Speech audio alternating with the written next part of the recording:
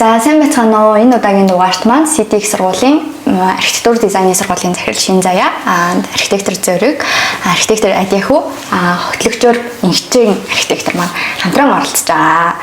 За бүгдээнд энэ өдрийн мэнд хүргэе. За өдрийн мэнд. Юуны төрөнд урилга хүлээж авсанд баярлалаа. За тэгээд өнөөдөр нэг та хэдтэй нэг ярилцлага хийхний гол шалтгаан маань одоо эх жил 70 жилийн ой болох гэж байгаа манай Монголын архитектурын эвлэл байна тий. Тэгэхээр энэ эвлэлийн маань ач холбогдол ер нь яагаад үн цэн нь юунд оршдог юм болоо гэсэн байдлаар эхлүүлээд тэгээд ер нь архитектурын хөгжлийн талаар ярилцахаар ирсэн байна. Юуны бид бүгдийг бас ураад нэвтрүүлэгтээ оролцуулж авах маш их баярлалаа. Бид эдийн зүгээс бол архитектурын эвлэл гэдэг байгууллага бол архитектурын лоожин гэж бол харж байгаамаа. За энэ нь бол олон улсад ч вэ, Монгол улсын хэмжээнд ч вэ архитектуруудаа чиглүүлэх, хөгжүүлэх үүрэгтэй байгууллага гэж юу нь л үзэж байгаа. За үүнийхээ үндсэн дээр өнгөрсөн жилүүдэд бас ирээдүйд ч гэсэн маш олон үйл ажиллагаа хийхээр бас төлөвлөж гисэн байгаа. Хийн гэж бодож байгаа.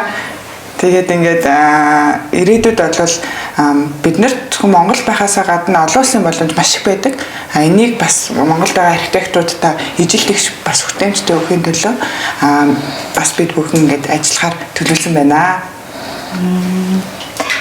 За Зориг ахын маань хурд чинь болохоор эвлэлийн бас айгүй олон жилийн гишүүн шүү дээ тий. Би чинь одоо 8 жил гарсан хуучин Монголын архитектурын эвлэлийн дэд ерөнхийлөгчөөр ажиллаж байсан. Өдөр зүйлд байсан. Яг нь тэр үед бол бид ч бас олон улсын арга хэмжээнд явагддаг. Манай эвлэлчин бол өөрөө тийм хамгийн Монгол дааны ууган төрийн бас байгууллага. Олон улсад бүртгэлтэй дэлхийн архитектурын эвлэлийн гишүүн, Аркасагийн гишүүн байгууллага. Тийм болохоор зэрэг одоо бол манай гишүүдийн хүрээч их хэлж байгаа. Одоо энэ дээр нийгэмд оролцсон архитектуруудыг хөгжүүлэх боловсруулах залууя илүү мэргэжлийн түвшин өндөр ёс зүйтэй болгох талын шаардлагатай болж байгаа л да энэ алт. За тэгээд одоо нэг миний санах юм бол яг үннийг хэлэхэд би нөшөмжлөлтэй л хандмаар байна л да. Тэгээ архитектурын эвлэл сүүлийн хэдэн жил юу ч хийгээгүй гэл яригдал байгаа шүү дээ. Тэгээд энэ тал дээр ер нь ямар байр суурьтай байгаа вэ? Тэгээд цаашдаа ирээдүйд юу харж байгаа вэ? Одоо ер нь бидний өөрсдийн оролцоо архитектуруудын Монгол ер нь хичнээн архитектуруудын хэдэн эвлэлийн гишүүн ингээл бодтой статистикуд явна л да. Тэгтэл бид нар бас энэ эвлэл өөрөө хангалттай бас хүртээмжтэй биш байгаа байдал нь нэг талаасаа оролцоогоо бууруулж байгаа. Нөгөө талаасаа бид нар өөрсдөө ч идэх муутай байгаа. Ягаад гэвэл энэ эвлэл нь буцаагаад одоо юу санал болгож байгааг нь ойлгомжгүй байдаг юм ингээд. Ямар нэг одоо ийм зөвхөн их хурлын үеэр гарсан хөтөлбөртэй байдаг болохоос биш их хурлаас бос үедээ тэрийг сануулгах олон нийтэд хүргэх одоо гишүүдтэй мэдээлэл өгөх гэдэг юмуд тасалтай байдаг учраас ерөнхийдөө аль аль талын идэх маш муу байгаа. Маш муу байгаа учраас энд ямар нэг процесс явагдахгүй уламжлалт процессуд байна мэдээж шинжилж гэдэг юм уу цаанаас арчдаг юм. Түүнээс яг архитектурын өөрийн мэргэжлийн энэ онцлогтон тохирж байгаа энэ үйл ажиллагаанууд маш их тасалж байна. За миний харж байгаагаар нэг боловсролын хураамал ажил хийгээд байна. Байж байгаа л бид нар тог мэдээлэл өгөн тэгээд бид нар ч өөрсдөө ч бас ажил хийж байгаагаар энд орохтой орохгүйтэй бас нөгөө талд бас нөгөө идэвхийн оролцоогоор бид нар өөрсдөө бас муу ажиллаж байгаа. Иймэрхүү асуудал гардаг. Тэгэхээр би зүгээр юу гэж харж байгааг гэвэл бид нар яг энэ эвлэлийг өөрийнхөө энэ процессор нь авч явахыг хүсчихвэл хүн бүр хэн нэгнээс юм гоохгүйгээр өөрөө оролцоогоо авч тавих нь аягүй чухал байгаа даа. Би энд ямар оролцохтой нөлөөтэй. За миний хувьд бол 2008 онд би анх эвлэл байдаг гэдгийг мэдчихсэн. Тухайд би 2 дугаар курсын ингэж бит 2 дугаар курс байсан бит 2 чаныг анги. Тэгээ тэр үед Аркаша болж исэн. Аркаша болоод энийг Батчуу дарга ерөнхийлөгч байсан тухай үед. Тэгээд анх би тэр зохион байгуулалтанд 2-3-ийнхний гавдартаад ингээд бас нэг арай албанд ажиллаад ингээд энэ цагаас хойш би эвлэлийг үг мэднэ. Гэхдээ энэ цагаас хойш би эвлэлтэй мэдгтэй байгаагүй. Зөвхөн тэр Аркашид дээр л идэгтэй байснаас хойш. Сүүлд бас Аркашид бол бүтээлээр нэг оролцох гэж оролцсон. Тэгээд бас төдийлөн амжилттай болоогүй. Тэгэхээр энэ бас л нөгөө цаг хугацаанд авчдаг мэдээлэл нь тийм бүртэмжтэй биш байдаг, оройдч ивдэг мэрдэг гэдэг асуудлууд бас нөлөөлдөг. Гэхдээ энд бол одоо эцсийн дүндээ бидний өөрсдийн оролцоо их муугаад. Залуус өөрсдөө энд оролцохгүй байна. Ер нь залуус ч ихтэй бүх үеийн архитектурууд энд тийм ч идэвхтэй оролцохгүй байгаа учраас эвлэл өөрөө бас нэг тийм идэвхгүй процесстэй статустай одоо онлайнаар бол идэвхгүй л гэсэн статустай л өнөөдрийг хүрэл байж байна. Тэр чинь бас 8 он тэгэхээр чинь хөөхөн нөгөө волонтер энэ хийсэн байгаа. Тэгээд бид нэр волонтер энэ болсон. Тэгээд нөгөө волонтертай ямар нэгэн урамшуул бараг гэж байгаа тийм. юу баг дөрөндөө нэг өрөөлөл тэгээд манай ээж бөөнөрөө явчихс. Тэгээд би болохоор тийм зураг аваад дотор тэгж оролцож байсан. Тэгэхээр нөө альва нөгөө сайн дурын ажилчин бас өөрсдөө оюутнуудад юу суралцахаас гадна юу гэж болох уу те тэгээд хүмүүс бие биенээсээ юу суралцж байгаа гэдэг нь бас аюу эвлэлийн бас нэг гол цөм зүйл баг те. Ер нь бол архитектурт эвлэлийн гишүүдийн бүх оролцоо их чухал байдаг. Дээр нь юу гэхээр нийт гишүүдэд хүртээмжтэй үр ашигтай тийм үйл ажиллагаа зохион байгуулахгүй болохоор тодорхой хэмжээний нэг цаг зуурын нэг үйл ажиллагаа явуулж Итгэхгүй болчихдог тийм. Тэрнийг нийт тэр гишүүдийн хөлөөгийн системд оруулан нийт гишүүдийн сонирхлыг татхууц тийм үйл ажиллагаа явуул. Дээр нь эвлэл өөрөө санхүүгийн хувьд л нэг тийм чадвартай болж авахгүй бол ямар нэг үйл ажиллагаа явах хэрэг санхүүгийн хувьд бас зогсон байдалд оршдог. Тийм учраас ер нь бол нөгөө төрийн бас байгууллагууд нэг ерөнхийлөгчийн шийдвэрээр явдаг биш. Ер нь өдөрт зөвлөмж нийт гишүүдийн одоо саналын үндсэн дээр ардчлалын зарчмаар явах. Дээр нь бүх одоо санхүү юмнууд нь шилэн байж ч нэг хүмүүс итгэл төрөнтэй. Тийм тохиолдолд хүмүүс бол энэ одоо энэ жишээлбэл инженеруудын ялбаа, зурагчлалын ялбаа бүх юм шилэн байж хэдэн дөрвөөсөн. Тийм учраас нөгөө гишүүд нь илүү тийм итгэлтэй татвараад үлдэх юм да. Тэгэхээр тийм өөрөө бид нар орох. Дээр нь ингээд нийт одоо манай залуучуудаас сүйдэл бас идэвхтэй яаж энэ эвлэлийг сайжруулах, яаж үйл ажиллагааг сайн болгох тал дээр бол бас их нийлж бизнес модельээр гаргасан санхүүгийн менежментийг яаж хийх вэ, үйл ажиллагаа яаж явуулах талаараа ийм төлөвлөгөөнөө гаргаж явж байгаа надад их тийм сайшаалтай санагд. Тийм би бас их тэрсэлтээр дэмжиж байгаа. Яг энэ л өөр органикаар явж байгаа байхгүй тий. Тэр хин нэгний даалгавраа биш тий. Энэ залуучууд чинь тэгж энэ эвлэлийн үйл ажиллагааны доголдоод ирэх зэрэг энэ залуучууд чинь энэ эвлэлийн ажлыг яаж одоо сайн явуулах, нийтэд яаж хүртээмжтэй байх вэ гэдэг талаас бодож явуулж бас одоо бидний насны улсуудад эвлэлээ дэмжих хэрэгтэй. Энэ залуучуудаараа дэмжих хэрэгтэй.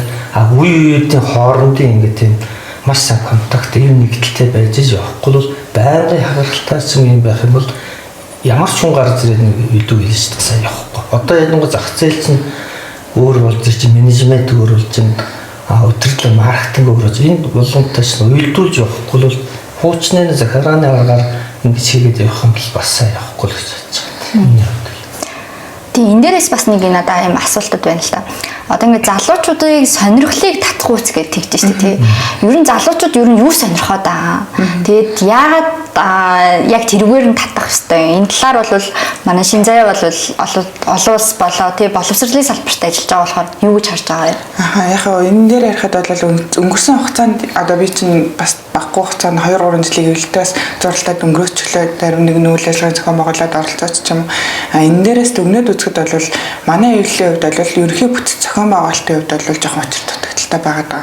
Удирдлага мэдээлэл системээр хангах ч юм уу биднэрт бас зохион байгуулж байгаа ажлаа нийт массад хүргэх тал дээр аюул их том асуудал байгаа. Тэр асуудал нь болохоор ерөнхий бүтцийн асуудалтай байгаа байхгүй. Тэнд нэг хүн ажиллаад байдаг юм зохион байгуулалт хийгээд байдаг тэрийг хүргэж чадахгүй. Бидний залуу үедээ өргөж чадахгүй, эргээд архитектуруудаа өргөж чадахгүй. За одоо ингээд өнгөрсөн хугацаанд ажиглахад бол ганцхан хүргэж байгаа мэдээллийн систем Facebook пэйж утсан. За тэгвэл өнөөдөр эвлэлийн Facebook пэйж утсыг хэдэн хүн даахтай тийм ээ? Тогтмол хэдэн хүн үзэж байна гэдэг өөр асуудал байхгүй. Бид нэр олон улсад ингээд эвлэлийг төлөөлөд явж байгаа тийм үү? Тэгвэл бид нар өөрсдийнхөө ингээд нэм картн дээр Facebook пэйжээс гадна ядчил вебсайттай баймаар шүү дээ. Танай эвлэл чи юу идэм бэ гэд хүн ороод харахад чи ямар ажил зохион байгуулж ирсэн бэ гэхэд үнэхээр яг зарим талаар олж байдаг. Манай эвлэл ингээд хамгийн урт төвхтэн тийм үү? Аркашадаач тэр дэлхийн архитектуруудаач тэр хоёр ингээд санал хэрэгтэй. Тэндээ бол хүлээн зөвшөөрөгдсөн байгаад байдаг. Гэтэл ингээд татаад асуудал маш иргэдэггүйгээс болоод бидний үйл ажиллагаанд оролцчихсон. Хүмүүс нь ч хүлээж авдаггүй. Энэ нэг байгууллага ингээд хаалттай гэж үздэг. Зохион байгуулагдж байгаа үйл ажиллагаанууд нь бол нээлттэй. Хинч та нар ирж болохгүй шүү гэдэг шалгалтыг бол тавьдаггүй.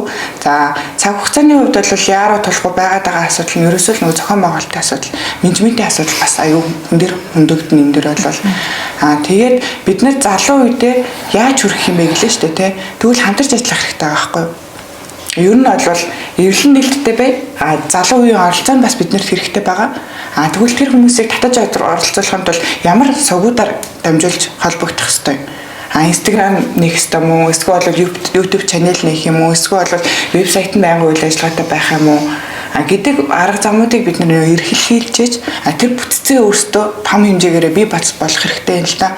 Энэ ажлыг хэн нэгэн ганцаараа бас хийдэг зүйл бас биш байгаа байхгүй юу? Тэр бид нэр багаараа оролцож энийг маш сайн төлөвлөөд яг хийж чадвал манай Монголын эвлэн ирээдүй бол надад бол гэрэлтэй харагдаад байна. Гэтэ тэрийг бас хийн гэдэг нь бас том ажил. Энд нэг гарцсан удирдах зөвлөл гэдэг нэг хүмүүсийн 5 хорооны захирлын ч юм уу те ганцхан оролцоод бүтэх зүйл бол бас биш байгаа. Нэг оюутанч бай, нэг зүгээр нэг архитекторч яаж эвлийнхаа гишүүн болчихё. Үйл ажиллагаанд оролцдог бай. Зөв шаардлагыг тавьж чаддаг баймаар байгаа байхгүй. Ингэмээр байна. Бид хэдэд нэг ийм хэрэгцээ байна гэх. Ерөөсөө юу ч байхгүй. Шаардлага ч байхгүй. Магтаалж яахгүй ингээд чимээгүй. Тэр бол өөрөө асуудал байгаа байхгүй. Зөв шаардлага тавиад ирвэл энэ чинь бас тэний хүмүүс биш шүү дээ. Хөдлөөд ямар нэгэн байдлаар явна. Гэтэ шаардлага тавих юм бол тулд эхлээд нэгдүгээр гишүүн байх хэрэгтэй. Хоёрдугаар өөрийнхөө нөгөө нэг гишүүнчлийг татвараа төлчихсөн үн шаардлага бас тавих хэрэг хүсэн шүү дээ, тийм ээ. Тэгэхээр наад захын тэр шаардлагуудаа биелүүлчмээр байгаа байхгүй бид нар өөрсдөө. Хуучны тогтцоогоор чи бид нар ингэж байгаа шүү дээ. Одоо ерөнхийлөгч шиг хүн гараад заавнаас за өдөр зүйлийн гишүүд гэдэг ингээд томилогчдаг те. Тухайн томилогдож байгаа хүмүүс нь өдөр зүйлийн гишүүн бол сонирхолтой боловч яг энэ дээр л өөрөө бол нөгөө яг үйл ажиллагаанд оролцдог учраас оролцохоо байцгаа зэрэг эвлэн үйл ажиллагаа тоглолцож байгаа байхгүй. Одоо жишээлбэл ингээд өөрсдөө сонирхож байгаа энэ төлөө явж байгаа хүмүүсүүдийг оруулж баг болж ажиллавал хүн бол нөгөө үйл ажиллагаач илүү их сайн явна гэж бодож байна. Тэгээд эргэлзэрийн залуучуудын юу сонирхож байг, яаж мэдлэг мэргэжлийн дээшлүүд, тасралтгүй мэргэжлийн яаж явуулах, хооронд нь спорт янз бүр арга хэмжээ явуулаад ирэх юм бол нөгөө залуучууд өөр татгалаад ирнэ. Тэр үед нь бид нөгөө бүртгүүлжүүлээд бүх датаг хөөсгээд ингэж явж ирсэн нөгөө эвлэлийн үйл ажиллагаа чигтэр. Дээр нь зүгээр их миний хувьд бол бодож байгаа нь мэдээж эвлэл одоо сургалтаа авах хэрэгтэй. Тусгай зөвшөөрөл гэж яах чинь бол бидний их ашиг өндөгдөж шít. Бас өөр газар ингээд тэдний шийдэн. Тэгэхээр гişүүд яах вэ? Энэ эвлэл ямар ч хүчгүй учраас ямар ч үгэнд амбицгүй их ашиг байхгүй болохоор ассоц гэдэг нь явчихж шít. Эвлэл өөрөө бид нар архитектурууд үзээ сургаад бэлтгээ тэрнийхэн дагуу зөвшөөрөл лиценз юм олгодог болох юм бол аяндаа хүмүүс маш хандна. Гэж тийм бодолтой байгаа байхгүй. Яг нь миний харж байгаагаар болохоор бас тэгэл юм л да. Тэгээ бид нар нөгөө норм дүрм, хууль, эрх зүй гэх юмнууд дээр санал өгөх юмнууд тэрэн дээр ингээд хүн нэг институт байгууллага дангаараа шийдэх биш. Эвлэл дээрээ ингээд нөгөө тогтоод тэгээ бүгдээрээ эвлэлд нь нэгдээд саналаа гаргуулад тэргээр ингээд дамжуулаад тэгэхээр нөгөө нэг эвлэл болохоор зөвхөн нэг ийм нэр төдий биш яг оролцоотой болох юм бол ингээ хүмүүс ихтгэл үнэмшлээрээ нэмэгдэх болов гэж бодоод байна л та. Би нөгөө нэг яг өнөөдрийн байдлаар бол яг нөгөө сөрөг талаараас нь л яг харж байна л та тий. Тэгээд одоо таад маань болохоор нөгөө цовод аваа докторийн одоо юу гэдэг багийн бүрэлдэхүүнээр нэр дэвшиж байгаа шүү дээ тий. Тэгэхээр ирээдүйд ер нь юу гэж харж байгаа вэ? Яг юугаа ингээд хамгийн түрүүнд өөрчлөлт хийн гэсэн зорилго тавьсан байгаа вэ? Тэгээд нөгөө хороодууд байгаа шүү дээ. Аль хороодууд дээр яаж ажиллахаар төлөвлөгөө боловсруулсан байгаа юу? Надад одоо бол 3 жилийн, 5 жилийн, 10 жилийн гэдэг ч юм уу тийм төлөвлөгөөнүүд гарсан хэсэг нь бас амар чухал байна л да. Бид нэр ерөнхийдөө бол ингэсэн маш олон залуучууд цуглаад гэхдээ өөр цаг хугацаанд ер нь бол хүмүүс эхлээд үзэл бодлоо нэгнийхээ үзэл бодлыг сонсож эхлээд багаар хуралдаа цуглаад эндээ 1-3-аараа эндээ 4-өөрөө гэд бид нар тэгтээ дөрвөө ингээд зах зээл дээр гарч ирээд ажиллахаар цаг зав хомс гэхдээ тодорхой хэмжээний цаг заваараа найз нөхдөөрөө ойроор танилуудаараа ингээд явдаг. Эвлэл дээр нэг анзаардаг юм бол нэг хүн хүсэл зорилготой. Гэхдээ эвлэлийн хүсэл зорилго юу юм гэдэг их тодорхойгүй. Яагаад тэгэхээр анхнаасаа нөгөө ерөнхийлөгч нэрээ дэвшүүлээ гараад ирж байгаа. Тэр нөгөө танхим тэр хүнд санал өгж байгаа 250 хүний хүсэл бодол хамаагүйгээр ерөнхийлөгч өөрийнхөө хөтөлбөрөөр тавиа гараад ирж байгаа учраас эргээд тэр байгууллага ууг нь хаалттай биш, нээлттэй байгууллага. А тэр байгууллага дүрмгүйш дүрмтэй, бүтцгүйш бүтцтэй. Зүгээр л хэний ч сонирхлыг татахгүй хин ч тэр хаалгыг нээж орохгүй л байгаа байхгүй. Түүнээс тэр хаалга бол цоочтой байгааг өргөжл нээлттэй байжсэн. Тэгэхээр бид нар энэ процессын алдаг яаж засах уу гэдэг тэр ер нь бол энэ чинь урт хугацаанд ярилцж байгаа асуудал л да. Уртаашаа бараг 4-5 жил үргэлжилж байгаа юм. Энэ дунд төрүүчийн их хурл болоод бид нар төрүүчийн их хурл дээр бас нэгээ дэмжиж үзээ. Гэхдээ бас л цагт тулсан тэрэн дээр бас тодорхой хэмжээнд тоон зөрүү гарсан, нэг 10 хэдэн зөрүүгээр ялгдаг ч юм уу асуудал гарсан. Тэгэхээр цагаас хойш бид нар орхихгүй явсаар байгаад залуучууд сүүлдээ залуучууж байхаа болсон бүх насныхныгаа оруулж гээсэн. Ингээл сүүлдээ нөгөө ярьжсэн залуучууд маань ч өөрсдөө залуучууд байхаа болсон. Шин залуучууд төрж гарч ирсэн ингээд. Тэгээд бид нар энэ бүх процессыг хомиж явсаар байгаад өнөөдөр бид нар ямар үр дүнтэй болчиход байна гэхээр нөгөө нэгдсэн хүсэл эрмэлзэл гэдэг юм ер нь багцлаад аваад ирж байна. А бид нар сонголтын үед юу сонгочоод байгаа гэхээр энд юу засах гэдэг нь гэхээр бид нар эхлээд тэр нэгдсэн холбооны эвлэлтэн нэгдсэн хүсэл зориг гэдэг юм гаргаад ирье. Дараа нь энийг манлайлах чадвар тодорхойлъё. Яг энэ хүсэл зоригоор явж бид нар ер нь бол ширээ дөрж ярьж сууж байгаа цовоо давааг ерөнхийлөгч нэр дэвшүүлье. Бидний манлайлагчаар сонгоё. Залуу харцангуй бас залуу хүн, доктор хүн. Олонхын саналаар тэгээд энэ залууг бид нар бас харьцантай залуу байна. Энэ залууг цөмөрөд авах боломжтой юм байна. А хамгийн гол нь цаана бид нар энэ залууд амлаж байгаа юм бол бид нар бодлогоор хангаж өгье. Бид нар хамгийн гол нь үйлдэлээрээ чамайг дэмжье. Түүнээс зүгээр алга ташаад нэрэж өгөхдөө биш. Тэр цаана тэр удирдлагын багч нь бай.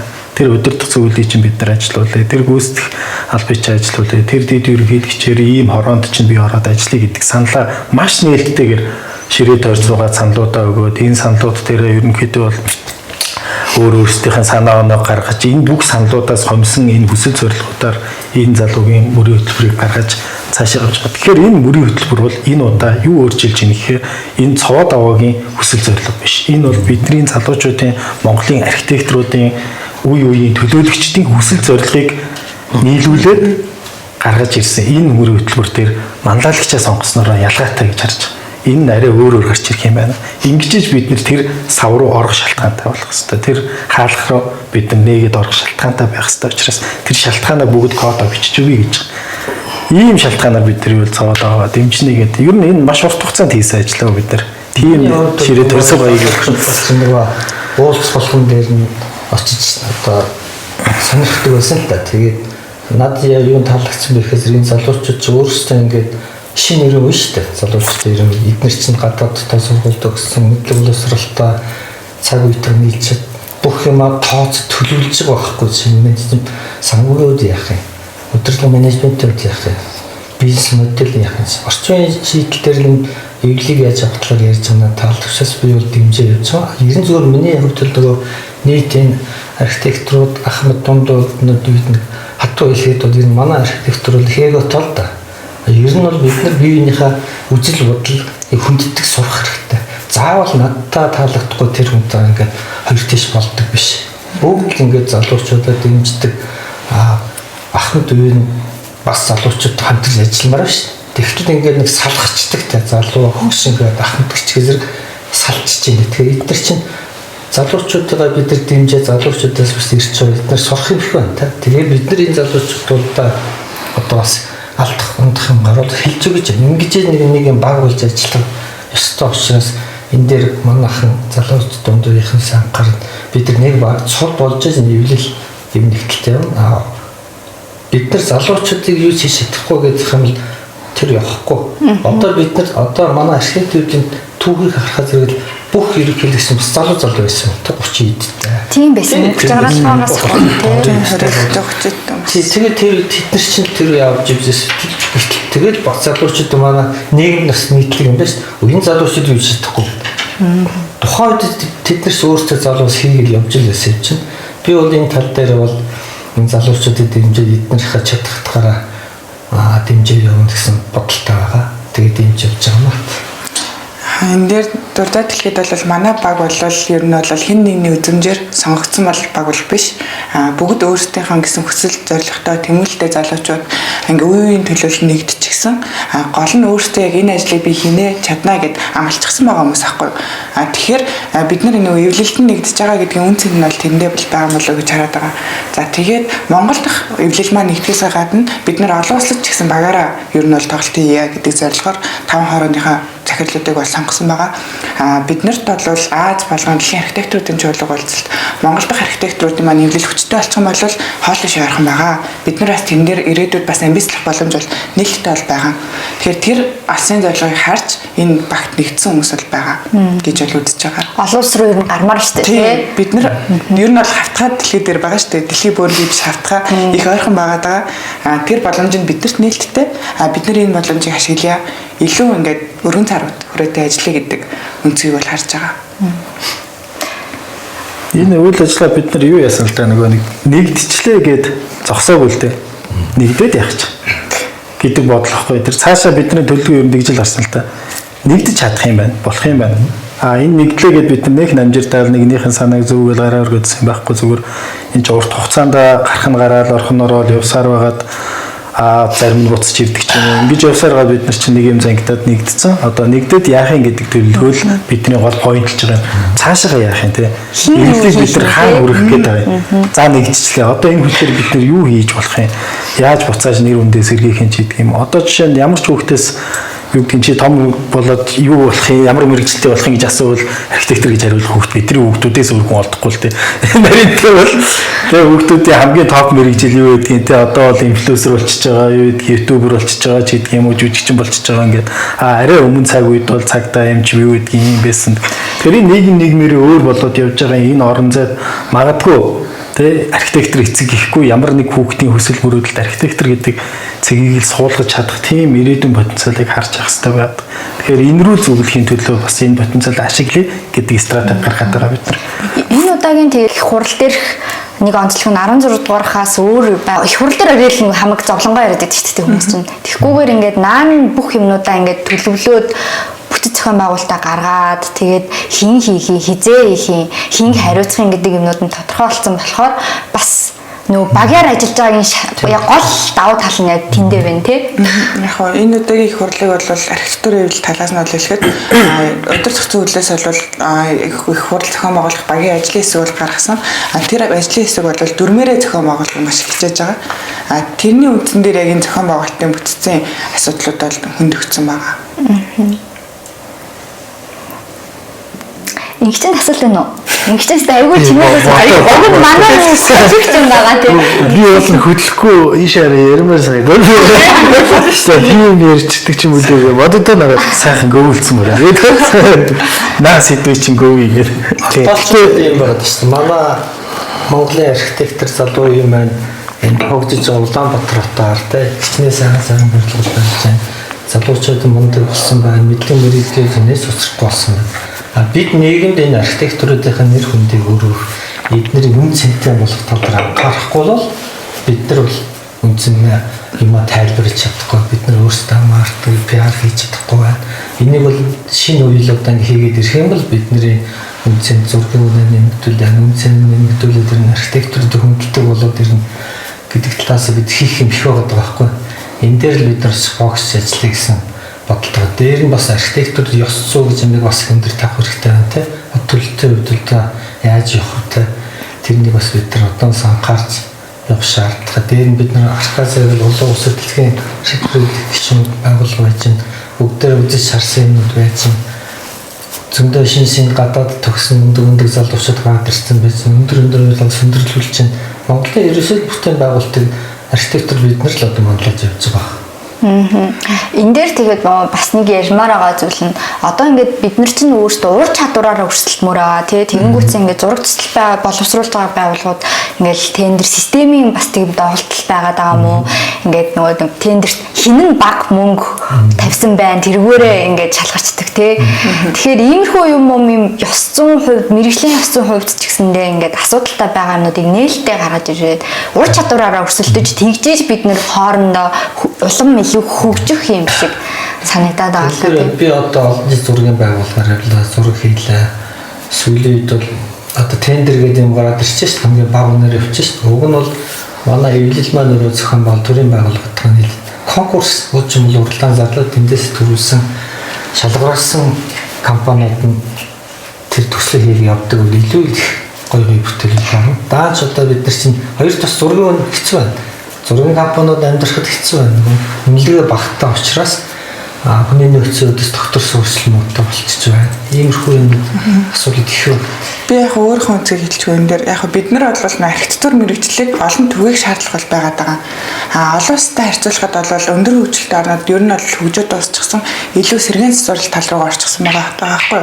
За тэгээ Аркашигийн хорлолд суугаад ингээд дэлхийн хэмжээний архитектуртай уулзаад ярилцахаар тэднэрт асуудал байгаад байгаа нь ерөөсөө архитектур гэдэг мэрэгжлийг сонгох ажлын байрны асуудлууд үүсчихсэн. Илүү нөгөө сэргээн засварлалтай архитектур гэдэг мэрэгжил тэдний улсуудын хувьд бол эрэлттэй болчихсон тийм үү?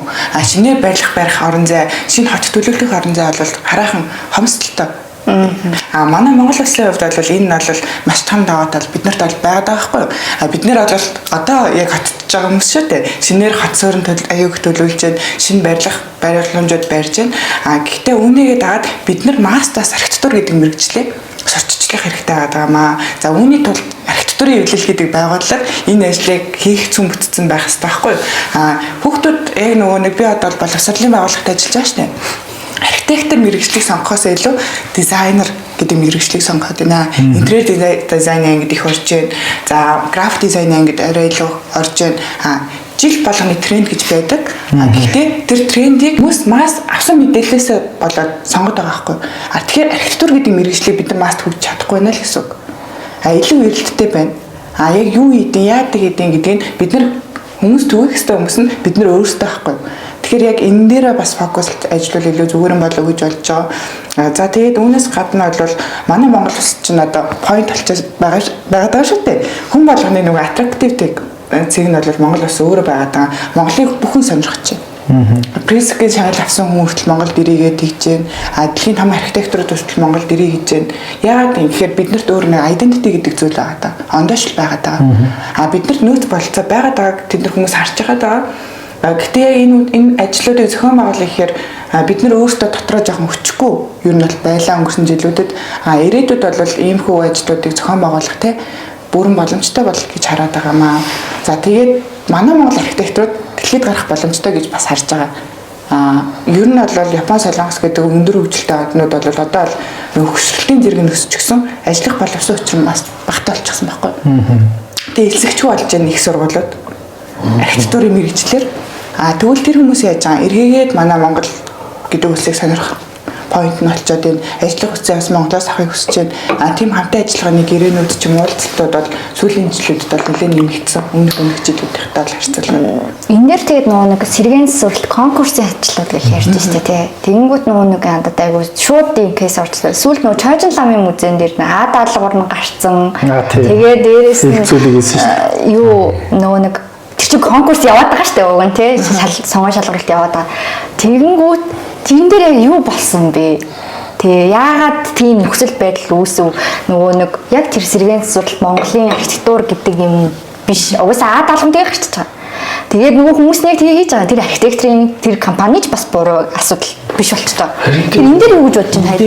Би жишээлбэл нөгөө манай Монголын архитектурч 2018 онд Азийн 16 орны соёлын туршлагад соёлын бие тулгын бие төс хамгаалалт олон улсын байгууллагатай. Тэнд манай Монгол ирсэн хичнээн зөвхөн хүлээд авах бид нар явж ирсэн. Тэгэхээр тийм тусгай тэр нараа Японд юу яаж юм гэхээр түүхэн дурсах барилга бол өөрөө улсын өмч өв хөрөг. Тэнтэй нэг ажиллагдсан хов одоо хийдүүдийг сэргээн засах ажлын 90% Японы засаг нараас гаргадаг байна. Тэгээ бид нар асуужсэн.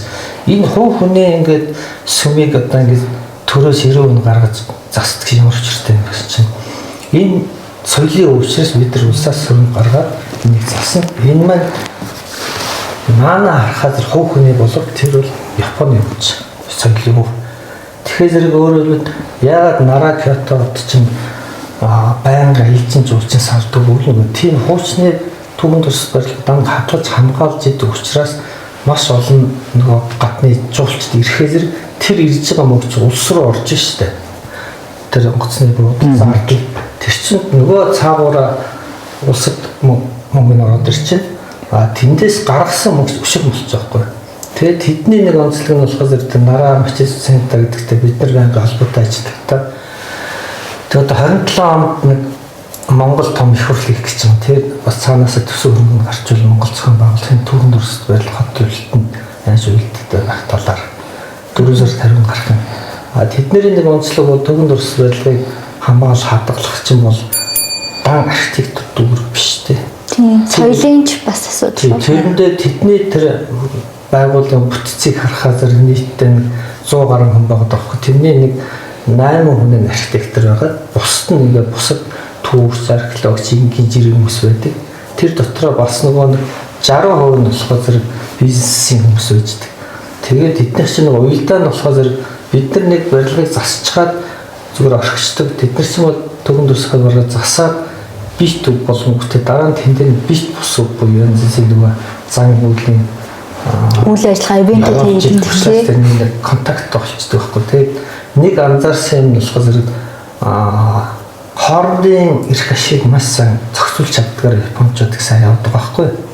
Жишээлбэл нөгөө хүний имийг бас булааж аль алиндаа ашигтай байх тийм үеийг гаргаж байгаа учраас жишээлбэл тэд нар Киотод байгаа тэр олон хуучны одоо манай гамдаа шиг байшингуудад чинь менежмент яаж хийсэн гэхээр нөгөө ээж аав өнгөрөөд нас орсон хотод байдаг хүмүүстэй уулзаад энийг битээ нөгөө булгаа бид нар энэ чинь менежмент хийгээд тэр гудмуудыг тэр чигээр нь байлгаад том киноны юу болгочих жоо полигон болгочих. Тэгээд полигоноос орсон мөнгийг үйл ажиллагаагаа аваад тодорхой хэмнэн нөгөө хүмүүс явуулцдаг учраас нөгөө хүмүүс өөрийнхөө нэг буулгахгүй үлдээж байгаа ш.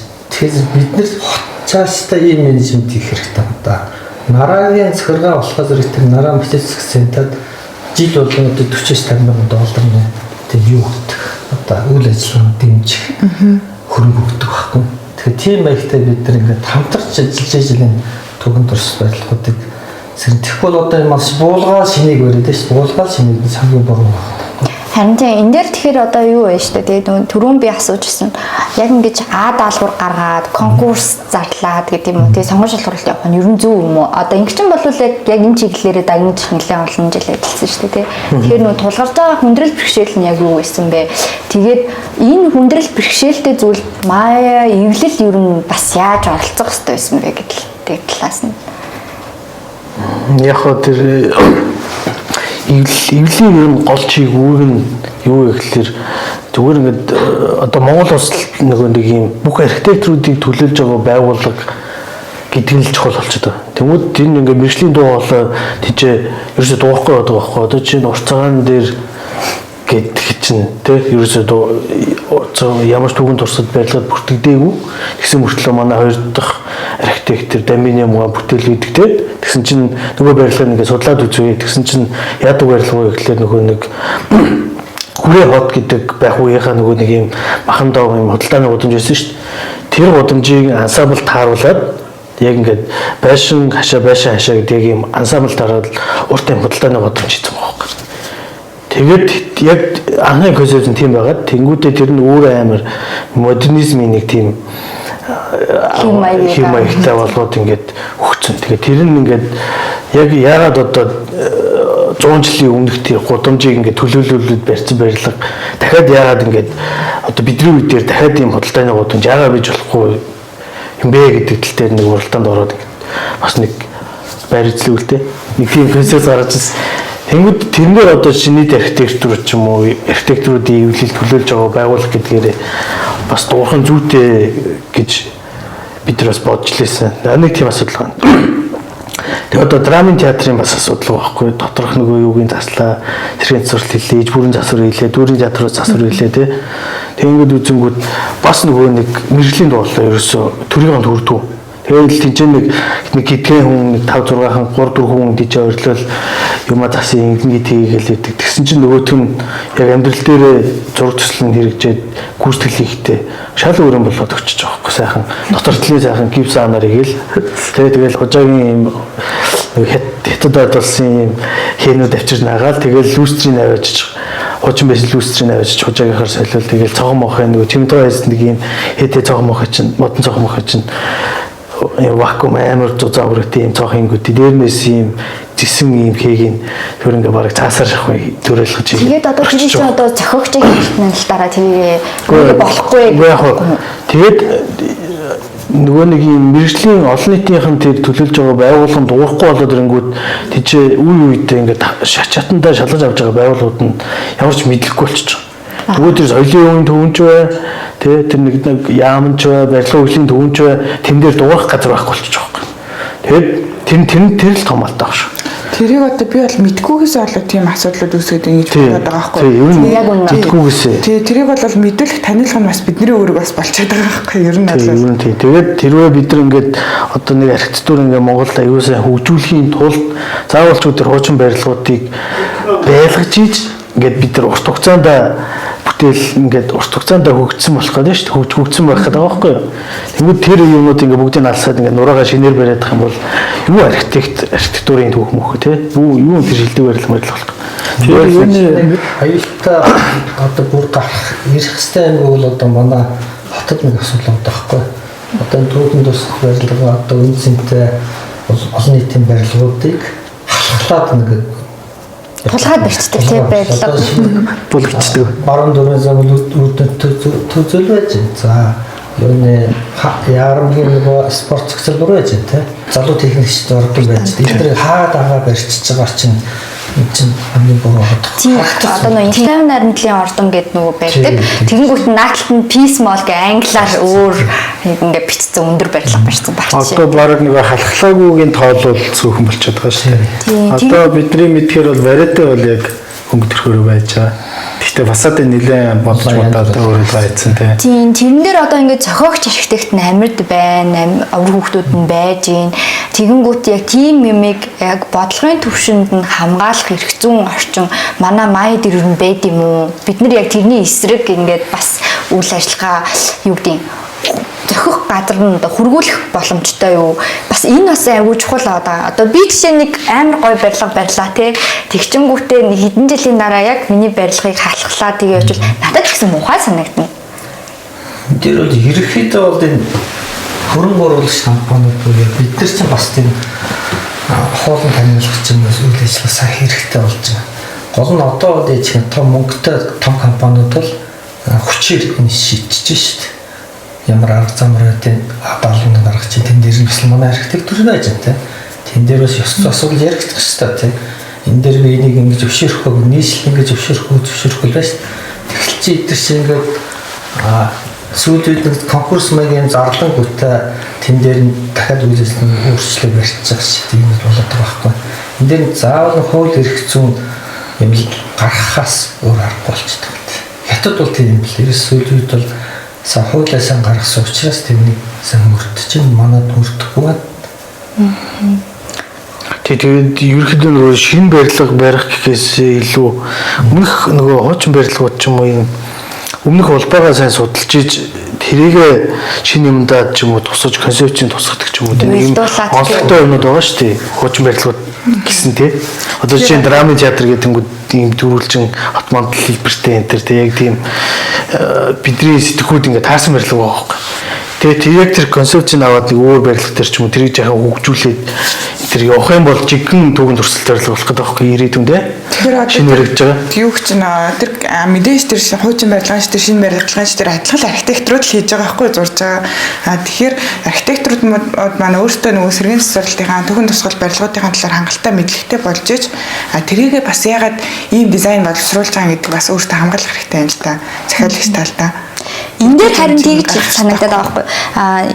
Яг одоо ирээдүйд чиглэсэн юм архитектурын эвлэлд яг энэ соёлын үеийн чиглэлээр ажиллах тийм бүтц байгаа юу? Ер нь бол цаашдаа яж. Тэгээд сэргийн засварлалтын архитектурын мэрэгсэн зэрэг байдаг. Тэнд ер нь тэргээр мэрэгсэн хүн байд юм уу? Тэр сургалтад нь явагдсан юм уу? Тэгээд тийм цаашдаа явуулна гэж байгаа юу? Ер нь алсын хараад ямар байгаа вэ? За сэргийн засварлалтын архитектурын талаар бол дэлхийн архитектурын чуулгуулсан дээр бол энэ бүтц бол угаасаа байгаа. Айгүй томор хөндөгддөг.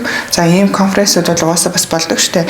Энэ чиглэлээр май дээр бол хариуцсан мэрэгжилтэн бол гарах боломжтой. Гэхдээ энэ эргээгээд та эдээс бидний бүтэц зохион байгуулалтаас гадна эргээд архитекторуудын манай өөрсдийн дуу хоолой санал бас хэрэгтэй байхгүй. За үнэхээр ийм шаардлагатай байна гэвэл яагаад санал өгч болохгүй гэж тэрийг бид нэр удирдах зөвлөлөөрөө ч юм уу хороодуудаараа хилцээд тусах нь бас бидний бас нэг ажлын нэг хэсэг байгаа шүү дээ. Тэрийг ямар нэгэн үндэс дүгнэлттэйгээр тусгамаар байгаа байхгүй. Түүнээс ч яг сэргээн засвалтын архитектурын мэрэгсэн зэрэг гэж байна. Тэгээ сүүлийн жилүүдэд бол энэ бол би явсан гэж бол бодохгүй байна. Яагаад явахгүй байгаа юм гэхээр тийм хүсэлт ирсэн үү? Хэдэн хүн яг орыг бүртгүүлсэн бэ? Энэ чинь эргээгээд механизм бас эргээгээд мөнгө ажил явагдаж байгаа шүү дээ. Тэр хичнээн хүн байж тэр ангийг за сэргээн засвалтын архитектурын мэрэгсэн зэрэг олох боломжтой. Хичнээн хүн ингээ бүртгүүлж бид нэр энэ сургалтыг явуулах боломжтой гэдгийг бас эргээд харах хэрэгтэй байхгүй юу? Магадгүй яг үнэхээр энэ чиглэлээр мэрэгсэн зэрэг авъя гэвэл тэр хүмүүс нь хүсэлтэд өгч тийм үү? Тэр хүмүүсийн хүсэлтийг цуглуулж агаад бид нар анги бүртгэлт нь үүсчихвэл яагаад явуулж болохгүй гэж гэдэг системд юу нь бол шилжин л дээ. Тэгэхээр ингээд өөрсдөө ингээ оролцоотой бай. Зөвхөн санал илэрхийлээ гэдэг асуудал байна. Уу яг сэргээн засвалтын орчлолт тэр нь яасан бэ гэхлээр бас нэг олон нийтийн нөгөө Америкч нэг олон нийтийг төлөөлж байгаа шүү дээ. Тэгээ бидний тийм олон нийтийн түүх байгаа байхгүй юу? Өмнөх магаар олон үеийн түүх. Тэгээ тэр түүхийг бид нар ижээ судалж иж цаашаа ирээдүйн бас ямар авах вэ гэдэг нь бас яригдах гэдэг шүү дээ. Тэнгүүд одоо жишээ нь ингээл тухайн үеийн пис малын урд ингээл нэг барилга баригдлаа тий. Нөгөө нэг саяны нөгөө залуу зохион бүртгэгчдийн ордны урд бас нэг барилга баригдлаа. Тэрийг хин хийсэн бэ гэдэг асуудал гарч байгаа юм шиг. Харин тэгэхээр бидний өмнөх үйл байгаа байхгүй тий. Тийм тэгэхээр тэрнэр бас ингэ нөхөж хариуцлага мэрэгжлийн ёс зүйн хороо ер нь бол тэр талаар хариуцах ёстой. Одоо юм л ажиллах хэрэгтэй байна. Нэгдүгээр хийж байгаа архитектуруудын одоо буцаад нөгөө чойжлын бүрэн аваачаал тавингууд тухайн хийг гүйцэтгэж байгаа одоо компанийн архитектор нь өөрөө бас дотоод судалгаа хийсэн байгаа байхгүй.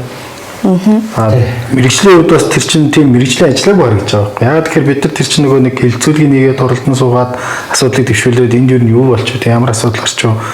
Тэгэл тэр дунд жишээ тэр мэргэжлийн хүн бас их юу гэдгийг те яг мэргэжлийн бус юм ярьж байгаа нь энд нэг бохирын шугам байгаа гэж байна. Гэхдээ бохирын шугам Чойжл намын музей хоёр нь аль нь соёлын үе, аль нь үнэтэй.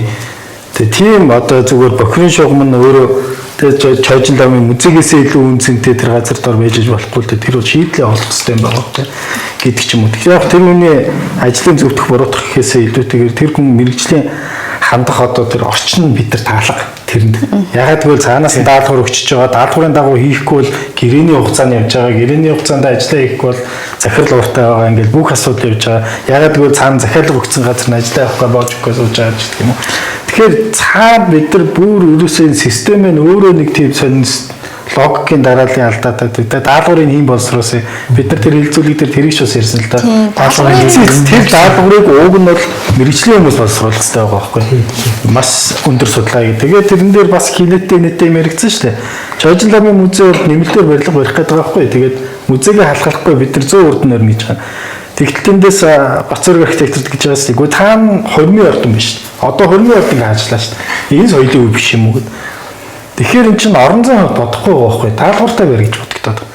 Яагаад гэвэл эн чинь бид нар сүүлийн 10 хэдэн жил угаасаа л ийм болцсон. Ерөөсөө л нэг тийм даалгавраар хязгаарлаж яадаг. Хот төлтийн норм гэж байхад тэрийг нэг эдгээр газрын норм шиг ашигладаг ч гэдэг юм Монгол.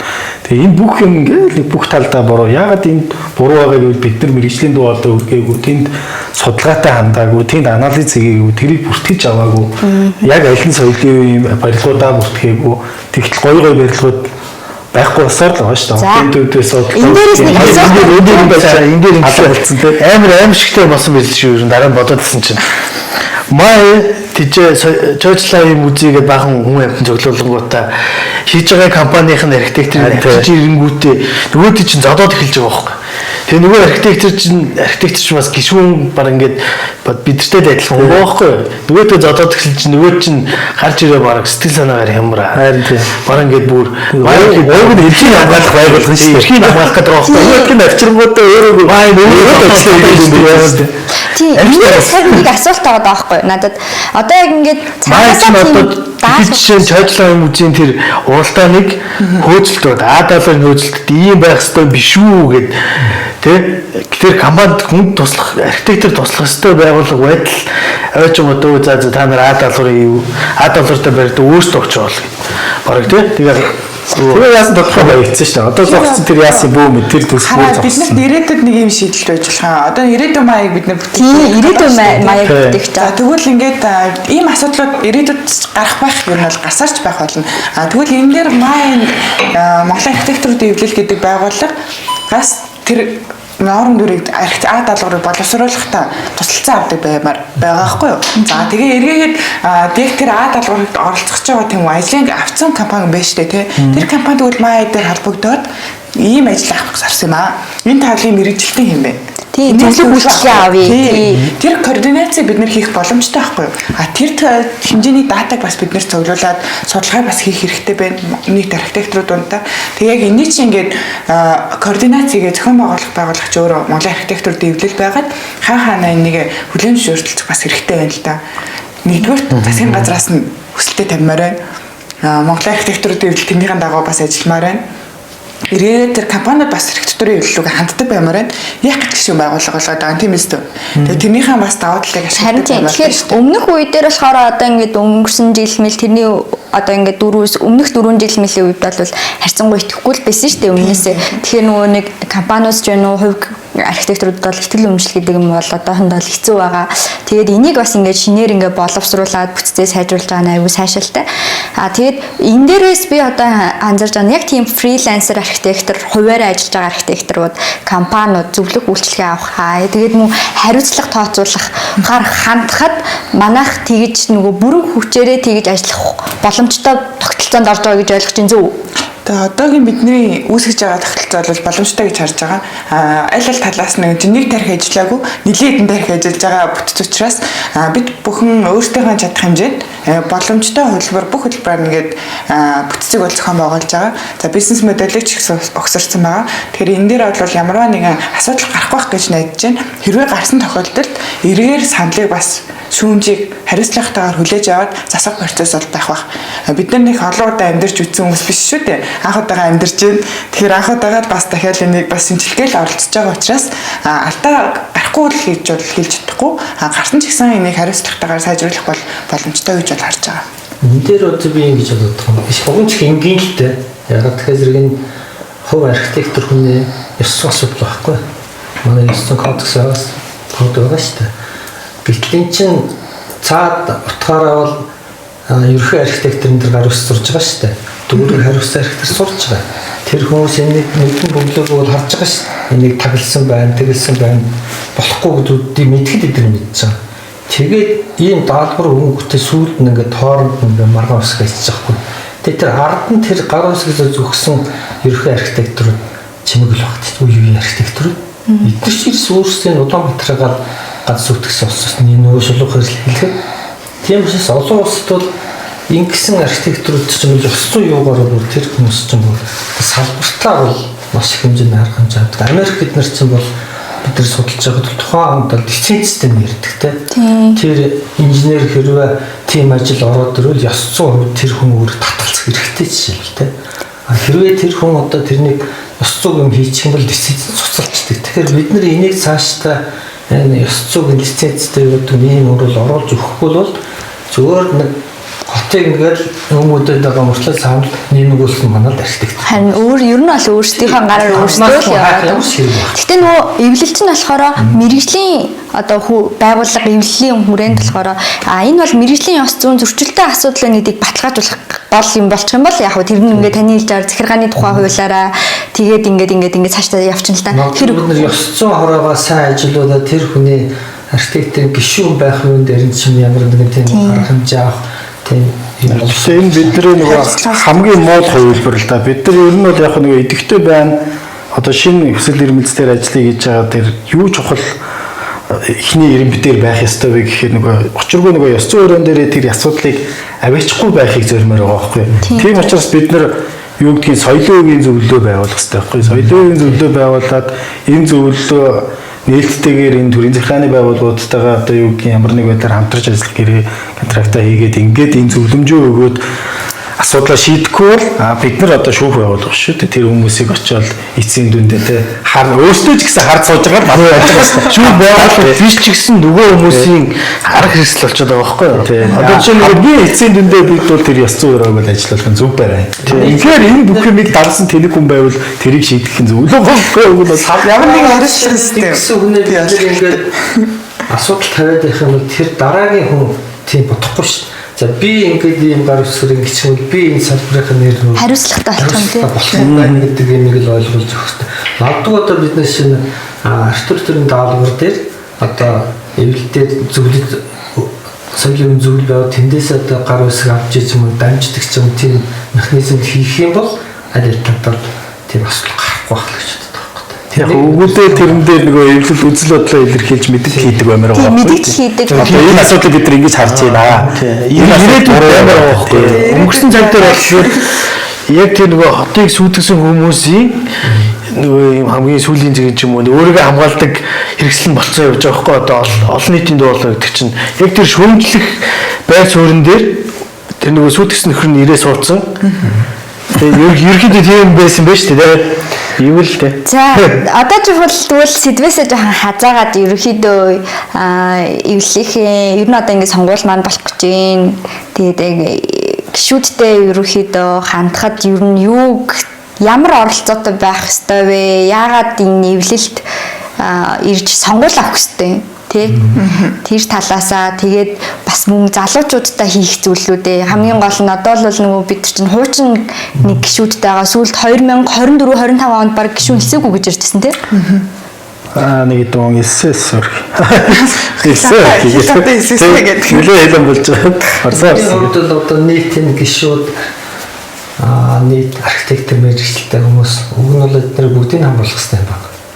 Эдгээр маань ингээд цаашдаа эвлэхийн үйл ажиллагаа сонгуульд өгөхөд оролцоод юм бол нэгээр дуусахгүй дандаа бид нар ингээд үнэлттэй байна гэж байхгүй тодорхой залуучууд ингээд шинээр хийгээд нэг өөрчлөлийг бүтээл шинэлэг байдалтай болгоё гэж байгаа энэ органикийн багт нь одоо саналаа өгөөд идэвхтэй оролцоороо ингэж бид нар бүх нийтийн оролцоотойгоор нэвлээ ажил сайжруулах нөхөс тодорхой хүн хэсэг бүлгээс хийж нэж байхгүй учраас энэ тал дээр идэвхтэй оролцоороо гэж уриалж байна. Татвар төлөөр. Энэ бол одоо дэшидийн цаг ерөөхдөө бас нэлээ талицсан байгаа. Тэгээд тийм болохоор 17 дугаар хурал шүү дээ. Их хурал дээр хүлээлттэй байгаа. Яг нөгөө нэг архитектурын эвлэл гэдэг байгууллага таныг болон таны ингэж хөгжүүлэх ёстой байгууллага ч байгаа байхгүй. Тэгээд мэргэжлийн бас бүхий л талаар ч ингэж хөгжүүлэх боломжтой, бас олон ёслоо гарах боломжтой байгууллага учраас энэ байгууллагын удирдах зөвлөл манлайлал тийм байх гэдгийг та өөрөө сонгох учраас идэвхтэй оролцоороо нэг хүний санал ч гэсэн бас чухал байгаа. Тэгэхээр ирээдүгөө өөрөө сонгочоод дараа нь би энэ хүмүүсийг сонгосон гэдэг хариуцлага бас өөртөө хүлээмээр байгаа байхгүй юу? Сонголцоогүй ээжэж шүүмжлээд баймаар байгаамаа. Тэгэхээр шүүмжлэхээс оролцоотой байцгаая л гэдэг уриалгыг төвшүүлмээр байна. Тийм болохоор татвараа төлөөр. Юу төлөх гэлээ 100 жилийн барилгын салбарын 100 жилийн болж байгаа. Тэгээ Маягийн 70 жилийн болж байгаа. Тэгээ 100 жилийн хугацаанд бид нар юунаас юу болгоод одоо юу авч үлдэх гээд байна. Тэгээд өнгөрснөө өөрсдийнхөө гараар алга болох гээд байгаа юм биш үү? Цаашдаа хамгаалахын тулд ер нь залуучуудаараа эвлэлтэн нэгдэх тэгээ Ахмад үеэсээ одоо залуучууд одоо сургууль хүмүүжүүлэх юм бас юм гоё цаг үе ирж ирсэн. Бид Ахмад үеийнхээ үргэлжлүүлээд явж байгаа учраас энэ тал дээр бас залуучууд нийтвэх санаачлал ажиллаж байгаа хөтөл их талархалтай байгаа миний хувьд. За ямар ч байсан урилгыг мань хүлээж авч оролцсонд баярлалаа. За баярлалаа. Баярлалаа. Бидний дэмжээрэй. Татвараа төлөөрэй.